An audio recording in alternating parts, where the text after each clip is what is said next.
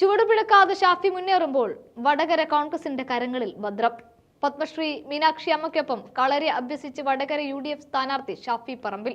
വടകരയിലെ മണ്ഡല പര്യടനവുമായി ബന്ധപ്പെട്ട് പത്മശ്രീ മീനാക്ഷി അമ്മയെ സന്ദർശിക്കാനെത്തിയതായിരുന്നു ഷാഫി പറമ്പിൽ.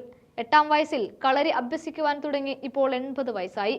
കരുത്തിനിപ്പോഴും ഒരു കുറവുമില്ലെന്നും ഷാഫി പറഞ്ഞു.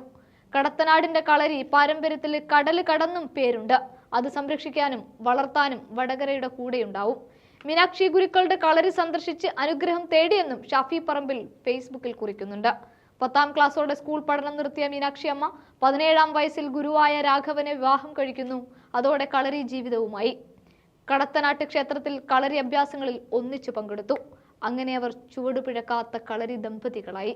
ഭർത്താവിന്റെ മരണത്തോടെ കളരിയുടെ ചുമതല ഏറ്റെടുത്തു.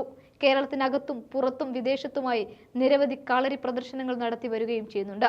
ആയിരക്കണക്കിന് പെൺകുട്ടികളും ഇവിടെ കളരി പൂർത്തിയാക്കിയിട്ടുണ്ട്. മീനാക്ഷി അമ്മയുടെ 2 ആൺമക്കളും 2 പെൺമക്കളും അവരുടെ മക്കളുമെല്ലാം കളരി അഭ്യസിച്ചിട്ടുണ്ട്. ആൺമക്കളാണ് മറ്റിടങ്ങളിൽ ആരംഭിച്ചിട്ടുള്ള ക്ലാസുകൾക്ക് നേതൃത്വം നൽകുന്നത്. വടകര നഗരസഭയുടെ കീഴിൽ സ്കൂളുകളിൽ ആർച്ച എന്ന പരിശീലന പരിപാടിക്ക് തുടക്കം കുറിക്കുമ്പോൾ രാജ്യം പത്മശ്രീ നൽകിയവരെ ആദരിക്കുകയും ചെയ്തു. അവിടെയാണിപ്പോൾ ഷാഫി പറമ്പിലെത്തിയിരിക്കുന്നത്, വടകരയുടെ മണ്ണിൽ.